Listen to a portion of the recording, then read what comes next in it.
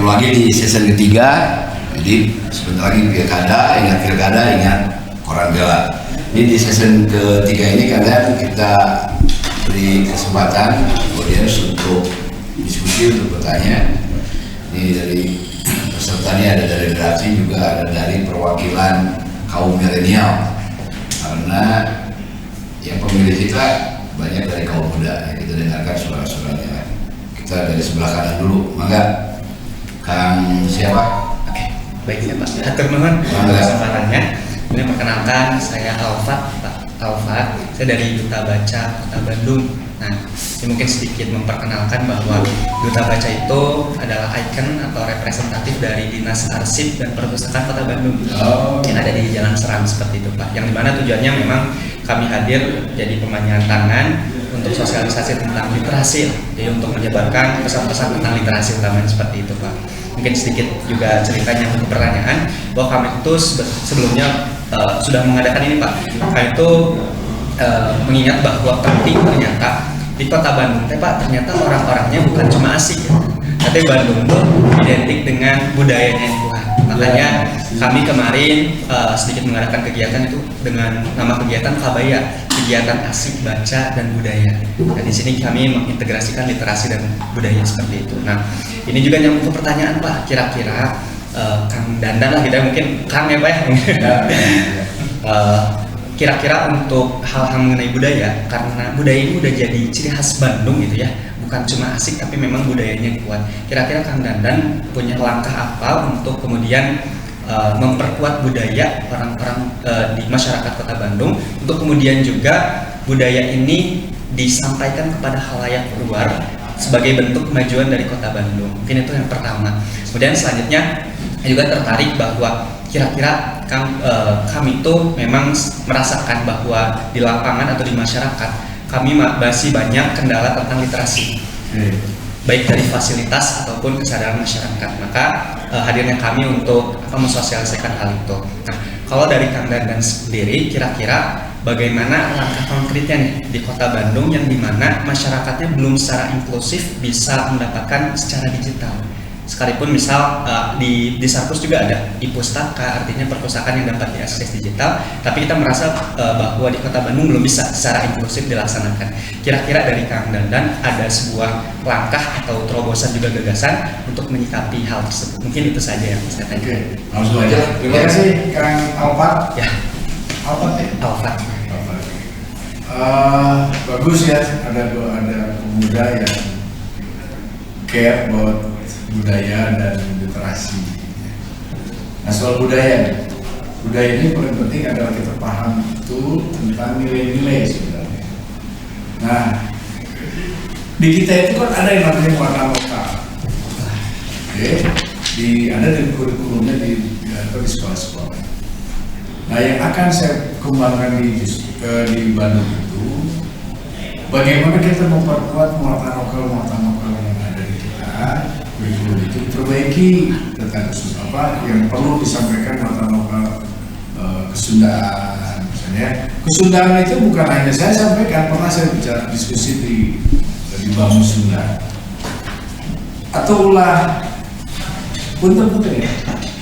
Misalnya di muatan lokal itu hanya sekedar cerita-cerita lucu, cerita kabayan, cerita apa aja. Yang paling penting itu adalah di muatan lokal budaya itu adalah menyampaikan kepada anak didik kita tentang jiwa-jiwa nasionalisme, jiwa-jiwa etos kerja. Ya sudah sebut Mangga Payung, apakah masih relevan atau tidak, ini kan perlu diobrolin sama orang budaya. Apa nanti muatan lokal itu yang harus bagaimana? Tentang misalnya sejarah Otista, ya, untuk Iskandar Dinata itu kan bagaimana dia berjuang, rela berkorban. Hal-hal seperti itu banyak orang Sunda, ya, orang Sunda itu yang mempunyai nilai-nilai yang lebih dari yang lain. Contoh Pemutar Kusuma Atmaja, ya, kemudian contoh Insinyur Haji Juanda. Jangan hanya ketawa Insinyur Haji Juanda teh Dago, bukan. Dia punya karya yang luar biasa terhadap republik ini, dan rakyat itu harus tahu, anak-anak itu harus tahu, dan itu sehingga diteladani, gitu ya. Nah disitulah muatan lokal Kesundaan yang harus dikembangkan dari politika dasar. Jadi kayak saya misalnya nih, saya dulu waktu kerja punya 3 ruang rapat besar, adik-adik besar nih sih. Saya namanya dulu orang-orang ada yang pengen ruang rapat 1, ruang 2, terus ada ruang rapat pakai gunungnya, Gunung Malaya apa. Saya tidak. Misalnya di ruang rapat IT misalnya, ruang rapat Insinyur Haji Juanda. Tapi ada sinopsisnya, apa jasanya dan sebagainya. Sehingga orang itu tahu. Jadi setiap ruangan itu punya makna tentang orang Sunda yang berhasil. Oke? Nah, terus misalnya ada ruang rapat Insinyur Haji Juanda waktu Kotista, kemudian satu lagi ruang Dewi Sartika. Kenapa Dewi Sartika? Itu karena di ruang rapat ada wanita. Nah, Dewi Sartika, hasil prosesnya dia harus tahu orang Sunda ya. Tidak orang Sunda pun harus tahu karena kita tinggal di Priangan. Ya. Nah, ini salah satu contoh tentang budaya. Tapi saya setuju bahwa memang muatan lokal lah nanti kita masuk ke situ. Ya, budaya itu. Untuk anak-anak. Karena yang pertama itu menyiapkan anak generasi penerus kita untuk mencapai 2045 tahun Indonesia emas, jangan sampai Indonesia cemas. Gitu. Ya, jadi orang Indonesia cemas itu bukan hanya pintar saja, yang berarti kepribadian, merah putihnya, bukan orang Sundana. Ya, bukan kita feodalisme bukan, tetapi bagaimana kita harus menyiapkan generasi itu paham tentang budaya. Jepang bisa berhasil karena budaya. Ya, Korea bisa berhasil karena budaya. Sekarang udah dikembangkan apa? K-pop jadi duit, Korea jadi duit kan? Di mana-mana K-pop itu dibiayai dan orang K-pop harus masuk wajib militer. Itu bagian daripada rekayasa. Bagaimana seorang K-pop itu punya nasionalisme Korea? Nomor itu begitu tuh. Itu Korea itu budaya. Kemudian literasi, saya kemarin datang ke salah satu taman yang bagus di Kota Bandung, di Bagus Rangi, bagus sekali. Tadinya saya datang ke taman itu kan karena itu diresmikan oleh Pak Ateng. Prosesnya saya masih lihat ada. Ternyata di dalamnya luar biasa. Di sana ada taman bermain dan ada tempat ada literasi. Perpustakaan ini bersih sekali. Saking bersihnya nggak ada yang baca. Mata awet gitu. Nah ini kan berarti apa? Kurang dikolaborasikan. Mungkin kolaborasi bisa gini. Perpustakaan ini itu bisa ditempatkan pada saat misalnya acara posyandu, ya acara pengajian, gitu ya. Kan tidak apa-apa kalau literasi disimpan di masjid, ya orang mau baca. Tempat bermain boleh, tapi jangan mulai dikunci, ambil bersih.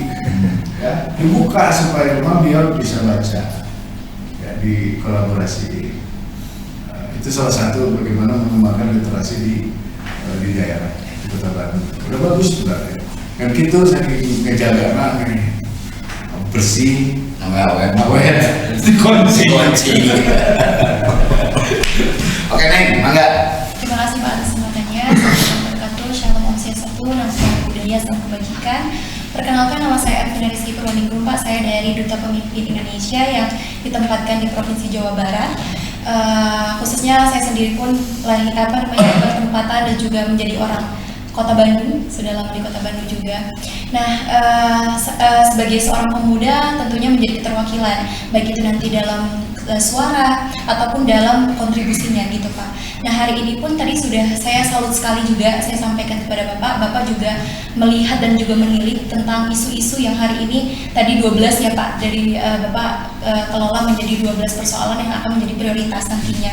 Nah saya mau mengambil 3 Pak yang hari ini pun terus menjadi persoalan dan terus dikobarkan gitu ya Pak untuk para pemuda hari ini.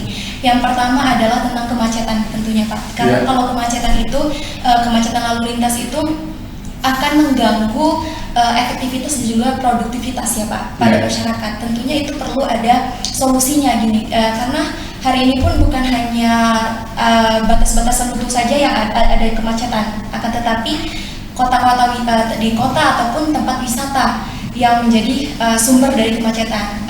Saya pengen tahu nih Pak, apa sih program ataupun langkah konkret Bapak untuk menyelesaikan hal tersebut? Itu yang pertama. Yang kedua adalah persoalan partisipasi dan juga partisipasi publik Pak. Karena kita tahu bahwasanya, mohon maaf, hari ini Kota Bandung digemborkan dengan berita-berita praktik korupsi gitu ya Pak, yang hari ini terus sehingga masyarakat itu kurang percaya terhadap pemerintah. Nah, bagaimana sih Pak supaya kami sebagai pemuda ini juga terlibat gitu Pak, dan juga Bapak pun memberikan program ataupun sosialisasi supaya masyarakat itu lihat ya tidak semua pemerintah itu seperti itu gitu Pak, supaya partisipasi nanti orang-orangnya tadi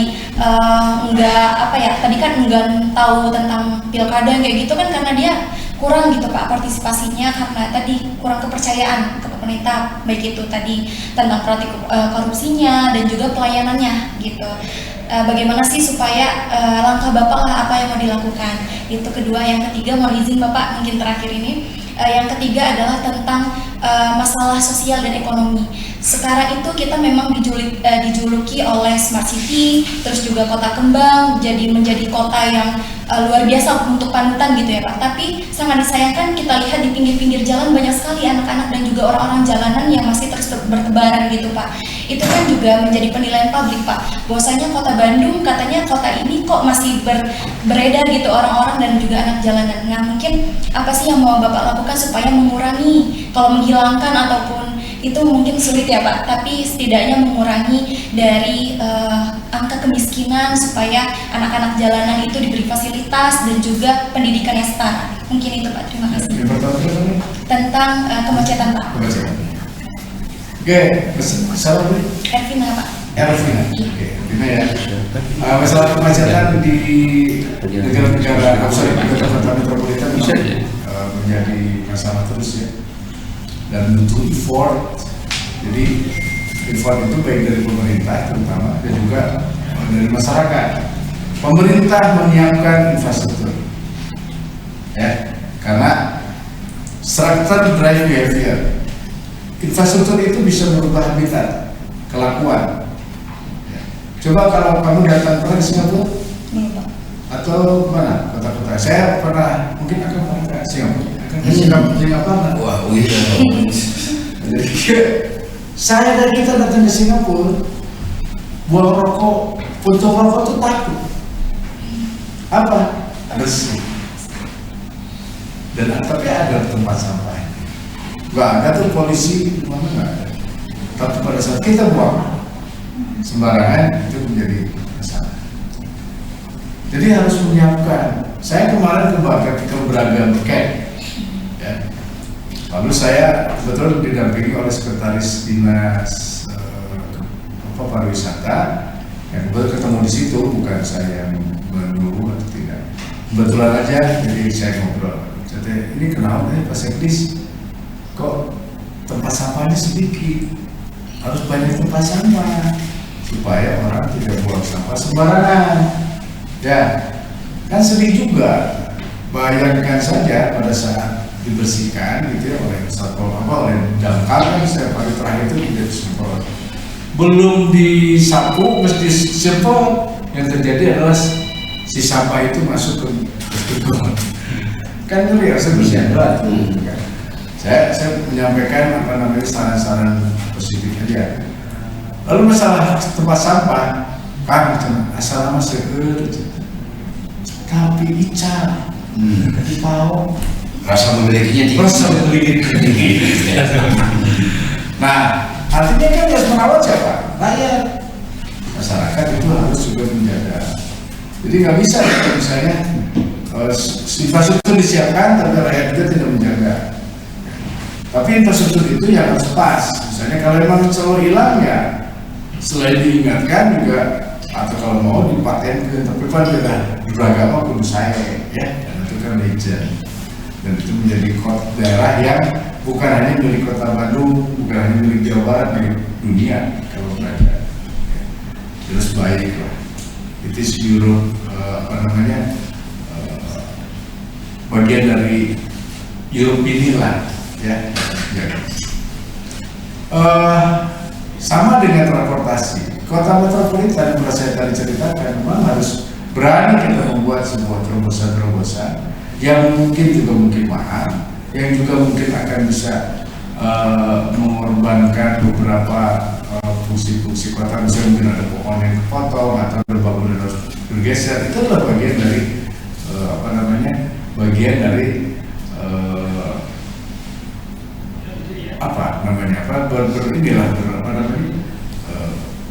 kita ini harus berbagi lah, ya, berbagi.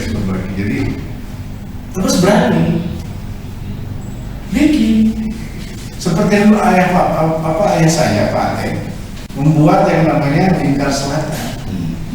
Jalan Lingkar Selatan itu berat, banyak tantangan, banyak yang protes, banyak yang sebagainya. Ya, tapi kan perasaannya sekarang, ya tidak macet. Kemudian Pak Ateng juga membuat dulu namanya Umbrella Bridge. Umbrella Bridge itu masuk pantai sekarang.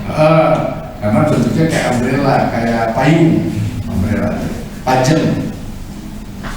Jadi sekarang kan prosesnya, pada saat dengan Pasopati ini orang tidak harus pindah dan sebagainya, harus berkorban. Ya, toh kita juga tidak ingin menyengsarakan rakyat. Ya, saya masih ingat tentu saja di camatnya ditempatkanlah beberapa orang Kota di daerah saya di Acamani. Sekarang malah berterima kasih rumahnya baru, ya, secara kesehatan bagus. Jadi pembangunan itu membutuhkan pengorbanan semua, dari pengorbanan mungkin uang, kemudian juga berkorban juga dengan hal yang lain, ya dia harus pindah dan sebagainya. Tapi harus berani. Bayangkan kalau kita bikin LRT yang menghubungkan dari mulai stasiun, terminal, kemudian ke pusat-pusat berkumpul massa, misalnya di mall atau di tempat yang lokasinya banyak sekolah atau di situ tempat banyak kantor, kan bagus banget. Misalnya dari stasiun kereta api masuk ke daerah katakanlah Belitung atau Taman Lalu Lintas, di situ juga ada pegawai Pemda yang di situ kan, di balai kota kan bisa di sana. Dari timur itu datang masuk itu nggak usah naik lagi apa-apa, naik kendaraan umum. Sekarang terjadi gitu. Kayak dari Antapani, kalau telat aja dia berangkat, dia bisa macet, bisa pulang, nyampe ke kantor masih telat, kalau di atas jam 7. Kalau di bawah jam 7, jam 6 pagi itu, atau habis sholat subuh, mereka berangkat ke kantor, ke daerah tengah, itu nggak akan terlambat. Nah, hal seperti itu harus berani. Transportasi harus membuat transportasi massal, dan transportasi massal itu bukan hanya yang kita bangun, tapi ada juga kita perbaiki. Kita benahi, ya, kita bikin nyaman lagi, mungkin nanti supir lah pakai dasi atau pakai dasi genawan lah, pokoknya merapi pakai seragam, digaji ke pemerintah, ya, kenapa enggak? Jadi mereka punya standar layanan minimal, ya, temenan supir itu boleh merokok, temenan, ya. Itu harus dilatih oleh kita, oleh dinas perhubungan misalnya, dilatih oleh kita. Jadi nyaman.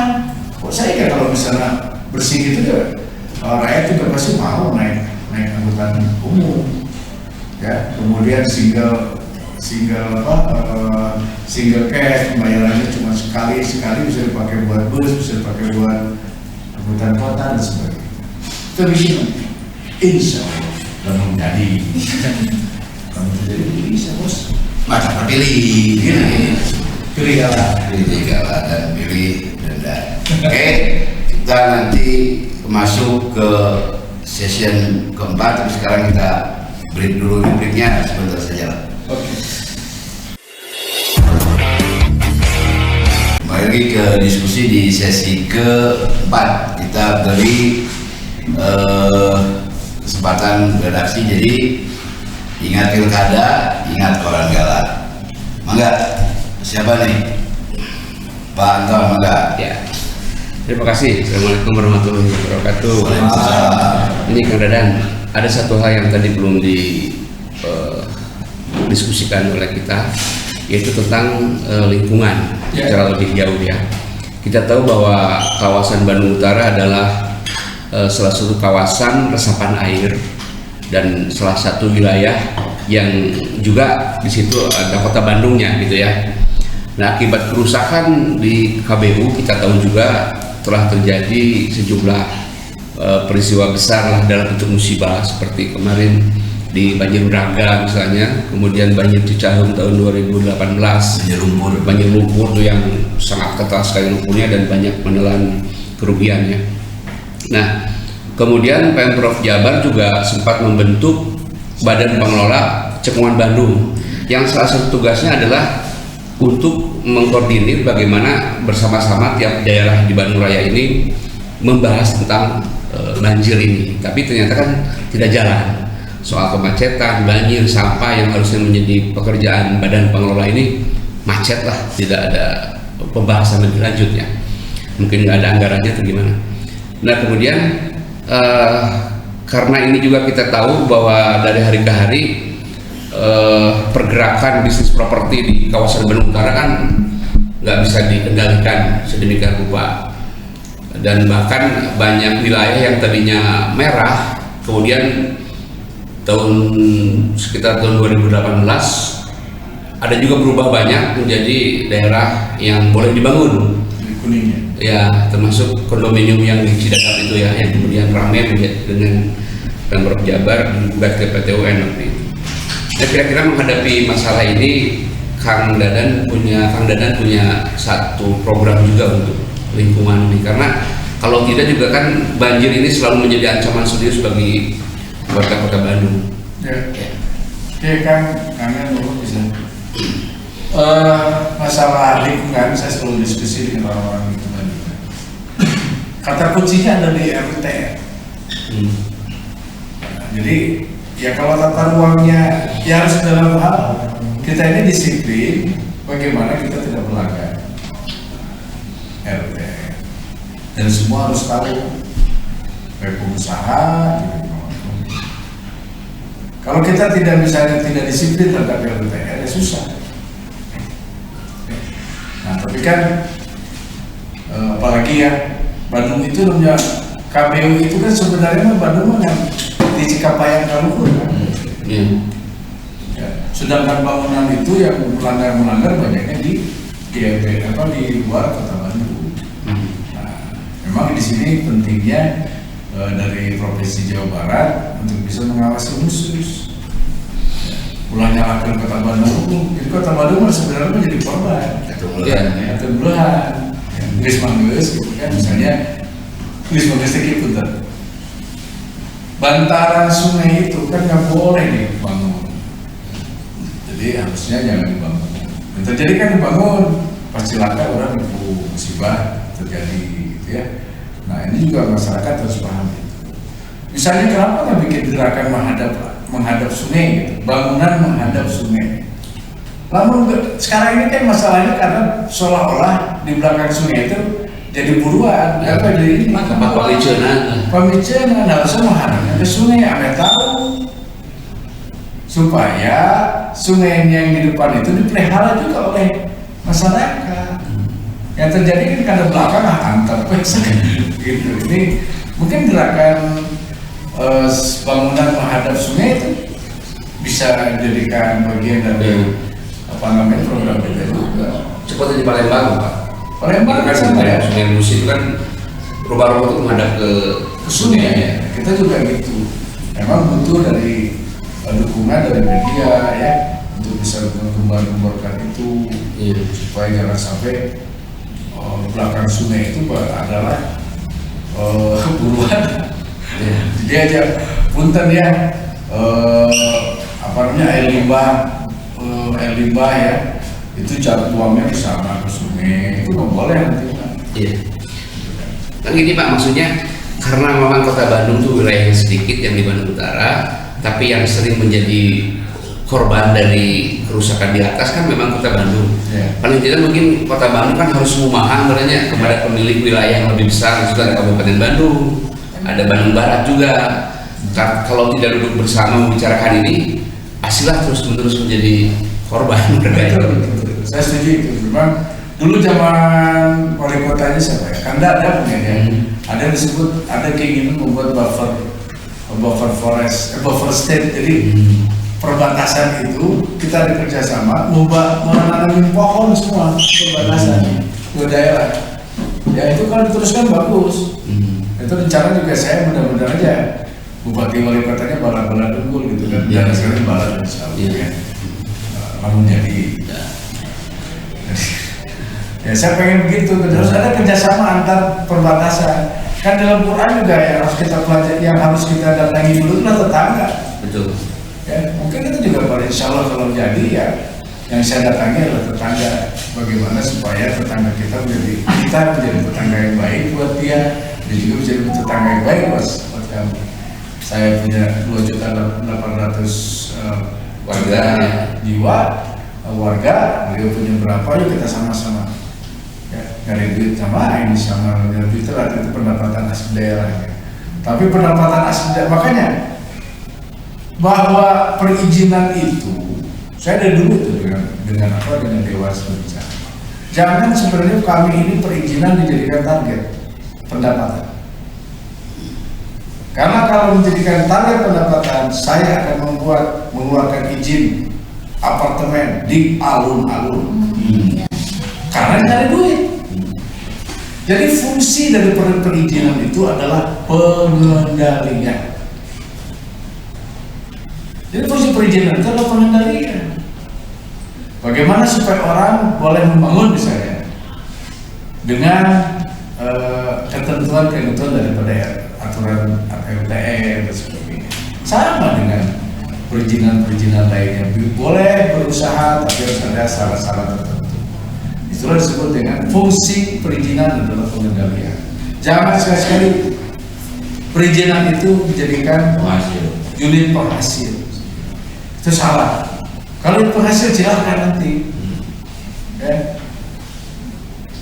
Silahkan nanti. Bisa-bisa nanti ngebangun di mana mengizinkan tempat usaha di mana demi pendapatan. Target. Harus tidak boleh. Jadi, perizinan itu fungsi pengendalian Pak. Fungsi kenyamanan kota. Enggak benar?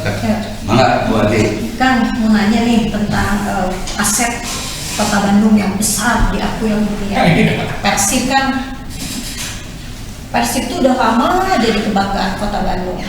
Kemudian juga kemarin nih Persib menang, macetnya 2 hari, bahkan 3 hari kalau nggak salah, macet di mana-mana. Itu potensi yang kalau menurut saya itu belum dimaksimalkan. Artinya dari Bobotoh, kemudian juga Bobotoh itu kan nggak hanya di Kota Bandung aja kan, cari mana-mana. Itu potensi yang sebenarnya ketika dimaksimalkan akan menjadi pendapatan bagi Kota Bandung. Tapi sekarang kan Persibnya sendiri aja nggak punya base camp di Kota Bandung. GBLA-nya aja nggak bisa digunakan. Artinya kalau GBLA itu bisa digunakan, itu akan bisa dimanfaatkan. Di situ bisa ada pernik-pernik tentang Persib itu bisa dijual di situ, itu besar sekali. Kita aja kan penggemar sepak bola tuh, MU misalnya itu dicari yang kayak gitu. Artinya Persib juga bisa.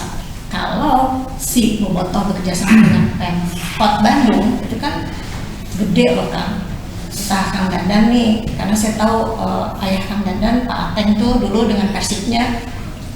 Oh ya diartik lah Pak Ateng lahir itu dengan Persib. Punya rencana nggak untuk memaksimalkan potensi dari Persib itu? Ya, pertama Persib kalau saya baca di koran, alhamdulillah base camp-nya di GBLA. Nah di GBLA itu kita harus tetap bersama pertangan dalam artian bagaimana sih rencana GBLA yang dikelola oleh Persib. Misalnya harus ada museum, harus ada apa, karena memang kesulitan sekarang itu Persib itu kan adalah sudah jadi PT, tidak lagi seperti dulu klub atau perserikatan, nggak bisa lagi. Dia juga punya aturan perusahaan sendiri, peraturan perusahaan yang mungkin ada hal-hal tertentu yang kita tidak bisa masuk. Ya. Tetapi intinya adalah bagaimana Persib itu bukan prinsipnya, bahkan sekarang ini sebenarnya sudah menguntungkan kepada rakyat, kepada pemerintah kota dengan adanya Persib. Contoh, Persib main pasti ada nobar. Kalau tidak main di sini, Persib main pasti orang-orang yang berfoto masuk ke Persib, masuk ke Kota Bandung. Dia datang ke Kota Bandung, itu pasti perlu makan, perlu minum, bisa di kafe. Pada saat dia makan minum, pasti dia harus membayar pajak juga. Itu kan merupakan keuntungan kita sebenarnya. Jadi tidak perlu kita kita dorong atau apapun juga kita lakukan ekstensifikasi. Sebenarnya pasti jalan. Ada keuntungan dari ada Persib ada di Kota Bandung. Tapi bisa dimaksimalkan kan? Saya rasa sudah cukup ya. Lumayan lah. Jadi kalau bisa dimaksimalkan, apa yang bisa dimaksimalkan? Kalau bagi saya bukan bisa dimaksimalkan, bagi saya adalah pemain Persib ayah orang Bandung. Itu yang lebih benar. Jangan pemain asing main. Kan orang kaya, orang saya suka ngeri gitu ya. Saya pemain asing di Cili mana? Cili. Jadi lebih senang kalau misalnya pemain itu dari orang kita juga, orang Bandung. Karena kalau dia orang Bandung, dia menang dapat kontrak, dapat rezeki, dapat bonus. Emangnya dia mau habisin duitnya di mana? Pasti di Bandung. Ya, jual makan gehu di Bandung. Ya. Keberlanjutan juga di Bandung. Jadi, keberlanjutan pembinaan atlet juga ya, kan. lebih baik kalau pemain juga orang Bandung. Tapi dengan tidak orang Bandung juga minimal latihan di Bandung. Udah pasti pemain-pemain amanah di Bandung, nyiapkan atasnya di Bandung, mana saya setuju. Yang penting ulah keluar di Bandung, karena itu perjanjian antara Pak Dada selaku ketua Persib yang lama kepada PT PBB bahwa PT PBB tidak boleh keluar dari Kota Bandung. Tolong dipegang, itu perjanjian loh. Isi satu saat saya maut, udah pada maut semua, dia berubah pindah Persib itu jadi ke Uruguay, kan silakan. Karena PT mau boleh dimanapun juga. Asal dibeli sahamnya oleh Uruguay, ya dipindah ke Uruguay. Kayak Ethiopia juga bisa. Kan itu menarik yang museum ya. Sekarang kita tahu Persib itu hanya yang di jalan yang Ajat Sudrajat itu aja. Museum itu bagus tuh kan. Insya Allah nanti saya lihat dibaca dari statement terakhir dari Pak Haji Umu ya, bagus tuh, dia masih konsisten dengan kebandungannya. Pak Umu itu terus sehat ya Pak Umu ya. Nanti dia udah bilang akan membuat museum Persib. Orang juga masuk bayar, harus bayar karena kan di situ ada teknologi, jadi pakai ada diorama dan sebagainya. Kayak saya kalau datang ke luar negeri pasti saya menyempatkan ke lapangan bola di Chelsea gitu ya, di MU. Itu tuh bayangkan aja orang masuk ke stadion banyak, padahal pertandingan banyak. Saya ada peluang di Najukut temenan sebetulnya diragam kita cukup halus cukup teh. Jadi bayar, masuk museum kita bayar, pulangnya nanti kita beli cenderamata, luar biasa. Jadi semua, tapi kalau untuk kepentingan perusahaan PBB, PT PBB, saya setuju. Silahkan penting, yang penting tidak boleh meninggalkan sejarah bahwa Persib dan bagaimanapun juga adalah milik orang Bandung karena dibentuk oleh 36 klub Perserikatan Bandung. Ya, membuatlah PT PBB. Walaupun sekarang udah profesional, kita menang pokok. Temenang pokok ke Perserikatan. Karena dulu pembentukannya 36 klub. Ya. Kayak nihilap pertama, dosa gitu. Sejarah. Jadi harus tahu itu. Mau mungkin PT PBB yang profesional nyari uang kalau tidak ada nama besar Persib. Nyari supporter, nyari apapun hese, akhirnya gampang. Kenapa? Persib gede karena nanti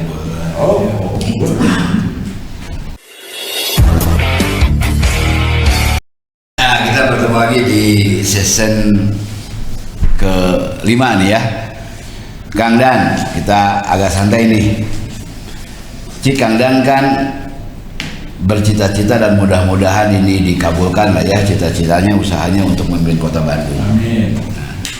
Tapi kan mungkin punya kenangan lah ya soal Bandung teh baheula siga kumaha ya, yang kemudian menjadi dorongan ya, menjadi motivasi Kang Danan untuk dandanan Bandung lebih asik kumaha. Oke, sebelum saya jawab, saya akan menyampaikan ingat pilkada, ingat Keluarga mantap. Saya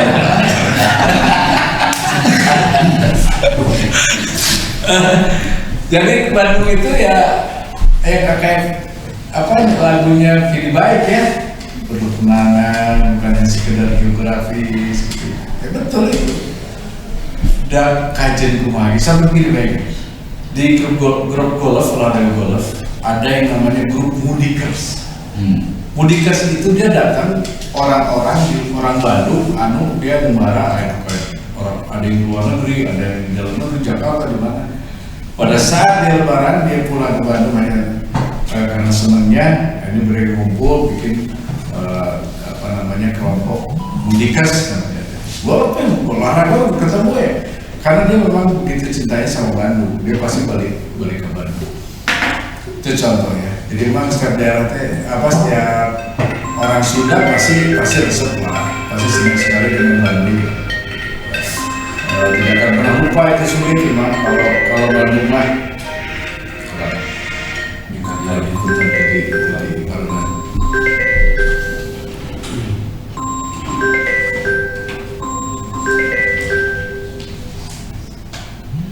oke. Nah, saya mah semua daerah jadi kenangan juga ya. Nah, pasti ya dulu mah ya pasti harus tahu lah di tempat sekolah, pasti ya sekolah saya kan SMP 2, di SMA 5, pasti penuh kenangan lah di sekolah SMP itu. Kalau kita sekolah pasti paling kita nggak akan terlupa pada saat kita nggak ngaji. kasih banyak. Dari mungkin banyak. Jadi kenangan itu kan nggak pernah lupa itu. Kita dengan bolosnya dulu ya maba gitu kan, sempat tunggal pengalaman. Sebagaimana saya jadi ketua OSIS di situ, kemudian punya sekretaris OSISnya pemajikan lainnya. Mesti jadi bola. Mudah-mudahan. Artinya semua tempat-tempat kehidupan saya selama ini ya menjadi sebuah kenangan ya, yang menarik. Pasti zaman-zaman itu kalau minum yogurt di Cisangkuy gitu ya. Kemudian yang sekarang masih jalan terus tempat steak Tisis gitu ya. Itu masih ada sampai sekarang. Terus juga ada tempat enak juga kayak di kalau makanan minuman ya di Rasa Bekri ya, Rasa Cafe yang di Tamblon juga. Itu udah lama udah lama sekali. Kemudian banyaklah tempat-tempat yang menurut saya penuh kenangan.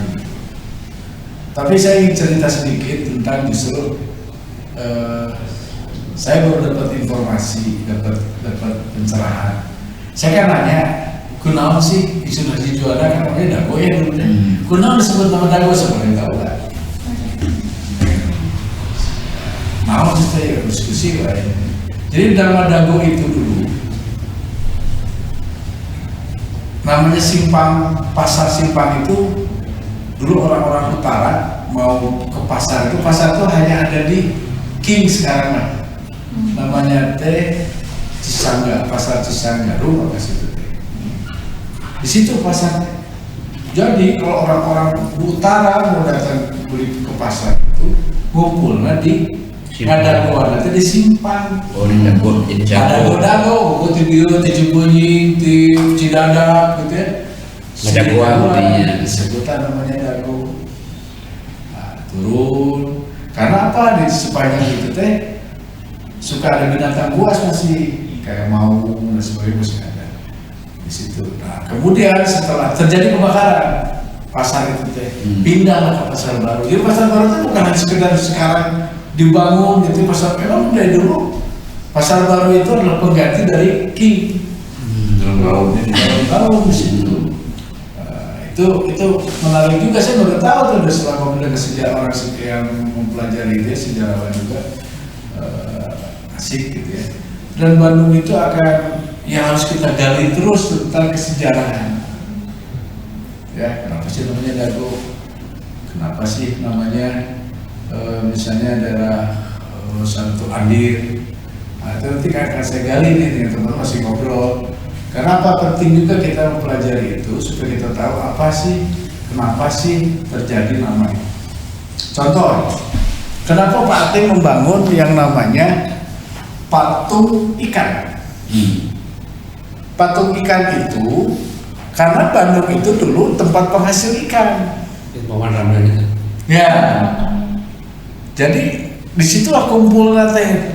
Ya jadi apa? Tukang laut teh di Bandung. Makanya ya jalan PPT. Ya. Kan ada sih. Betul. Rame. Karena memang kita tuh ada orang yang tidak memperhatikan. Coba dilihat di pendopo. Pagar pendopo itu bentuknya sisik ikan. Dulu emot aja. Zaman Kang Emil jadi wali kota, dia untuk bilang ke saya, kan saya mau merubah pagar pendopo karena saya asisten 3 waktu itu. Kenapa diganti kan? Biar rada bagus lah, mungkin rada pakai gaya-gaya Bali dan sebagainya. Saya ingatkan Pak, itu menurut saya harus sejarah. Kenapa bentuknya itu sirip? Itu sirip ikan. Karena kita dulu adalah penghasil ikan. Beliau mengerti dan itu sudah jadi membangun itu. Ya. Ini biar rakyat juga tahu ya bahwa kenapa pagar itu bentuknya begini. Terus kemudian Papi membangun patung ikan. Jadi Papi itu setiap membangun pasti punya sejarahnya, punya cerita. Kenapa dibangun patung macan di Wastu Kencana? Karena di situ ada Panglima, rumah Panglima, pilih rumah Panglimanya gitu kan. Akhirnya di situ pasang. Kemudian kenapa membangun patung bola? Yang orang bilang kan patung Ajat Sudajat kan juga patung bola. Tapi mun patung macan putih nu ajo-ajoan itu naon teh? Tanya Kang Emil. Lu kalaburnya patungnya kan dagang. Intinya adalah waktu itu Kang Emil memang dulu ada Kang Edima Menjaga mungkin. Karena mau Bandung. Kita mau Bandung. Kang, tapi kan sekarang banyak jalan-jalan yang namanya ciri khas kota Bandung. Sekarang kan diganti dengan nama-nama pahlawan gitu kan. Sejumlah jalan tuh kita jadi aneh dan tidak populer akhirnya kan. Iya. Jika jalan mau jadi hasil ya ini jalan-jalan Jalan Riau, Jalan Kopo itu kan ada namanya gitu kan. Itu gimana kalau Kang Dadan nanti jadi wali kota mau dikembalikan lagi namanya? Iya, kalau saya sih nggak akan mesti membalikan juga. Ya karena kan juga itu menjadi kebanggaan dari keluarga. Ya, kalau kita pindahkan juga, yang paling penting itu kita tahu sejarahnya. Ya. Nilainya kan di sana. Kenapa nama pahlawan ini apa sih jasanya kepada negara, kepada kota Bandung, itu paling penting sebenarnya. Ya. Memang jadi ya orang biasa Cipaganti. Sekarang kan kita tetap ya Rangka Cipaganti, walaupun itu namanya kan jalan Rangka Kusuma. Tetap ya saya nyebutnya Rangka Cipaganti, tentu nyebut ke jalan Rangka Kusuma. Ya. Udah ya, yang penting pasti lamun apa kalau kita masih apalkan jalan itu berarti orang di sekolah dunia. Jalan benteng gitu. Menunjukkan usia gitu kan ya. Ya, kan kayaknya nggak nyambung juga dari jalan Banteng, jalan Haji Wasit ya. Iya, baik. Tapi ya yang penting kita harus tahu sejarahnya seperti apa, karena memberikan nama itu kan dalam bagian dari penghormatan kepada jasa-jasa. Oke, sebelum kita akhiri diskusi ini, kita beri kesempatan ke Kang Dadan Jawa Tengah sebagai salah satu figur yang akan ikut nanti berkontestasi di Pilwalkot Bandung 2004. Closing statement Kang Dadan, Oke, pertama saya ucapkan terima kasih kepada masyarakat yang mempercayai saya untuk mencalonkan diri sebagai wali kota. Dan terima kasih pada Koranggala dengan Pilkada ini Koranggala ya, yang memberikan kesempatan saya menyampaikan sosialisasi tentang program-program saya dan juga memperkenalkan diri saya. Pada prinsipnya adalah kita ingin menjadi wali kota itu bukan hanya sekedar gaya-gayaan, bukan sekedar gengsi-gengsian, tapi jadikanlah menjadi wali kota itu adalah ladang pengabdian saya untuk membangun Bandung yang lebih baik lagi, Bandung yang livable and lovable. Ya, ayo kurangan dan